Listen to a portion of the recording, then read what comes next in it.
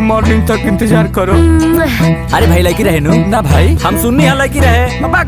ए hero तने यही बात सुन। कौन लड़की के चाकर में जान पड़ी है, पीछे एहनी के खाना चा मत करी है। ठीक कहता है लुटा चलबे भीरी रही है सजब ले माउंट रही, भरल रुपया ले जब तक अकाउंट रही। जी जी नील कदी है खाता एक दिन रोबाया पछतईबा। अब इतना बताइबा ढेर तेज बनता रे, सब तो तेज ही निकल जाई। दे उड़ा ना उड़े दे हमरा के लो लो लो लो खा जा। नहीं तो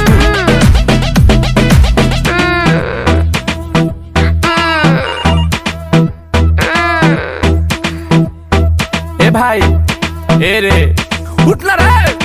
अरे कहाँ रे सुते थे। तनी जा तनी केमिस्ट्री के नोट्स लेवे के रहे।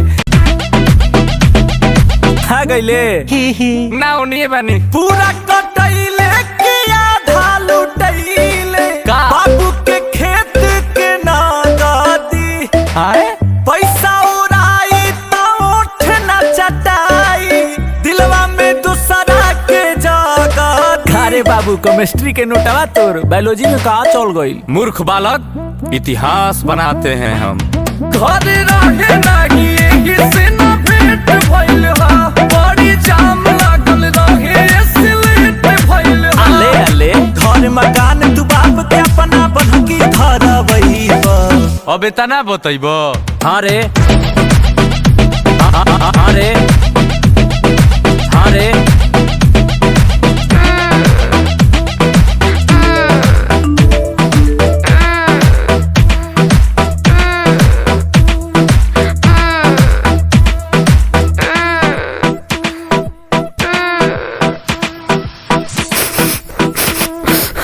बाबू। अरे अरे क्या हुआ मेरे सुन को, रो क्यों रही हो? बेबी मेरी मम्मी का तबीयत बहुत खराब है। जा दे। हाँ और ना 10,000 रुपए की बहुत जरूरत है। ओहो बोले चुप हो जाओ, आप रोते हो तो अच्छे नहीं लगते हो बाबू। आ रही बात पैसे की तो कल तुम्हें आईफोन दिला दिया ना। अरे मेरे सोना, तुम्हारे पास तो सोने की चैन है ना। चैन हमारा रहा माई माई माई बेबी ले जो तोरा माई। क्या बोले बेबी? माई की तबीयत खराब हाँ है। बेबी कल मिलते हैं बेबी।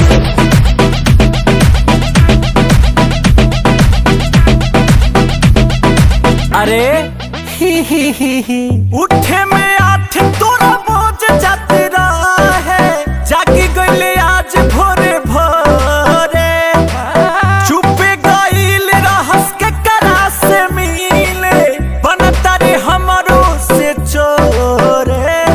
चोट्टा तू तो छोटे पले हमारा के जाने ले, आ सच कहतनी तब नहीं माने ले।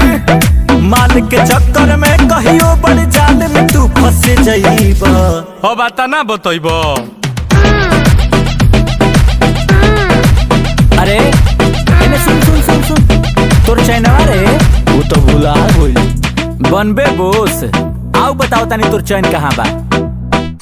का देखबे रे? देखो देख देख देख कहाँ। अरे बेबी आप यहाँ?